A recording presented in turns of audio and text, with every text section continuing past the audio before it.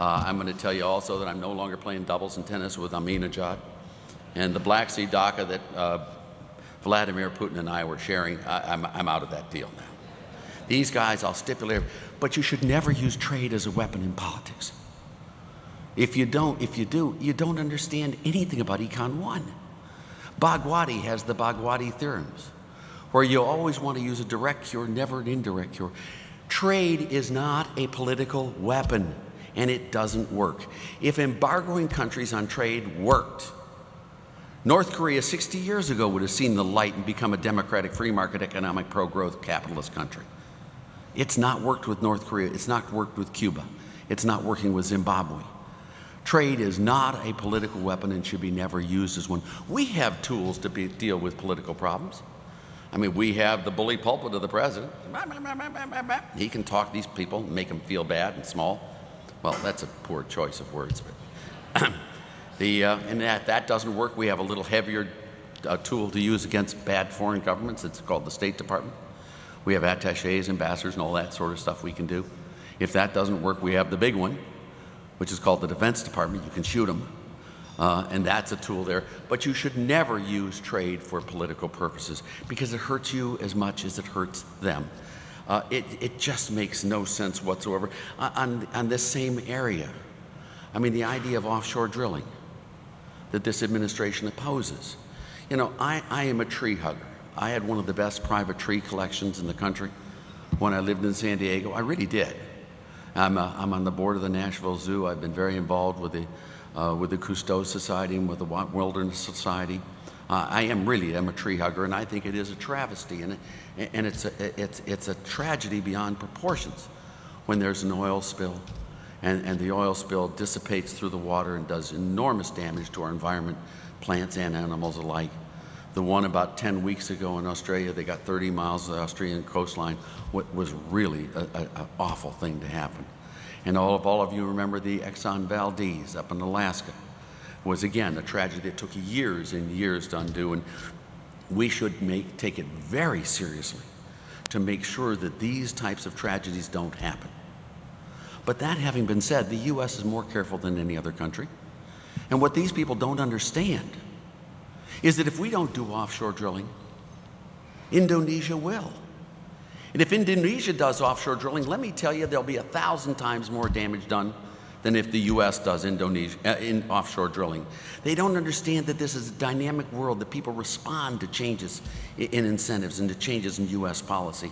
It's just a sad case. We should be doing offshore drilling because we're better at it than the rest of the world, and we're more careful than the rest of the world. On nuclear power, again, I am not a nuclear physicist, and I don't understand this stuff. I don't know how to manipulate Feynman diagrams very easily. I can't integrate functions over Banach spaces and that type of stuff.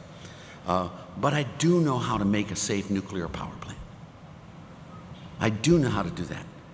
I would allow any nuclear power plant to exist in the United States as long as the board of directors and the officers of the corporation lived on premise and sent their kids to school on premise. I will assure you that will be a very safe nuclear power plant. These people don't understand the role played by incentives. They just plain don't get it. They've got all this highfalutin math and all that stuff, but they don't know how to tie their shoes. They make all the Econ 1 mistakes and yet know the physics there. It's just, it's sad. You never fly in a plane where the pilot has a parachute and you don't. Are you with me on this stuff? I don't know if you're getting this, but I hope you are. Incentives are the key to good governance. This idea of cash for junkers. Have any of you heard this one? This one's a rope-a-dope mistake. I mean, I used to do one. I'll do my first one. Back in the late 60s when I taught at the University of Chicago, I tried to tell my students what people do who don't understand economics. The people who don't understand economics, the example I use, are people who think that jobs are good. Jobs are not good. Jobs are the cost you have to pay to get products. Products are good, but jobs are the cost. You know, if you have a choice, I'll let you work all you want, many hours you want, but I'm not going to pay you anything. Or I'm going to pay you a lot and never make you work. Which would you prefer? Come on. It's the product of jobs that's good, not jobs. Jobs are the cost. You don't ever want to create make-work jobs. It's a stupid thing to do. And the example I used to show the misunderstanding most politicians have about economics and jobs was I gave the example of, let's imagine that, what's his name, the wild and crazy guy who got caught for the Sharon Tate murders. What was his? Manson, Charlie Manson, the guy with a little swastika on his forehead.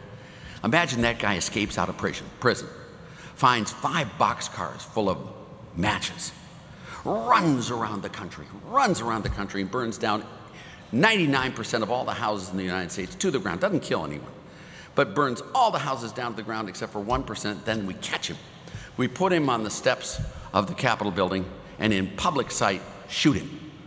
He drops dead, so he'll never do it again. Let me tell you that it's very true. New housing starts will be way up. Employment in the housing industry will be way up, and people will be sleeping outside with the mosquitoes and in the snow. The U.S. will be a lot worse off. If we did cash for junkers, why stop at junkers? Why not stop at every car that's 3 months old or older and get rid of them all? Then we'll have full employment in the auto industry in Detroit as people walk back and forth to work. It completely misunderstands economics. Do all of you follow me on this stuff? I really want, these guys don't know straight up from sick'em. On the spending programs, they talk about the stimulus checks that go out to people who are going to spend more. That's true. They fail to remember that those resources have to come from someone. The transfer recipients get the money and they will spend more, but there is no free lunch. There is no tooth fairy. For every transfer recipient, there's a transfer payer. The people who pay those transfer recipients the money they get, they'll spend less.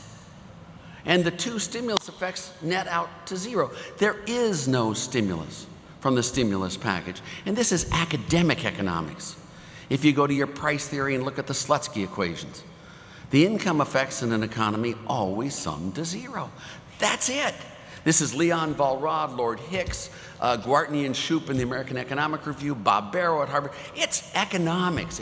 It's not this wishful thinking that these people have. Also, when you do a transfer payment like that, you reduce the incentives of people to produce. If you have 100 apples and you transfer 10 of those apples to people based upon some characteristic other than work effort, the people who produce the 100 apples now will receive 10 apples less for producing the 100 apples, and they'll work less hard and there will be less than 100 apples produced. What you know is all of these stimulus packages, they don't stimulate. Not only do they not stimulate, they cause disincentives in the system and they actually will reduce output, employment, and production. I hope I'm not going way over your head on this stuff, but it's Econ 1 the 25th time. When you look at it, I hope I'm not, if you tax people who work and you pay people who don't work, do I need to say the next sentence to you? Please help me on that. I mean, the thing Steve was talking about, which is so correct and so good, is see, if you tax rich people and give the money to poor people, you're going to have lots and lots of poor people and no rich people. The dream in America, if you'll forgive me, has always been how can we make the poor rich, not how can we make the rich poor.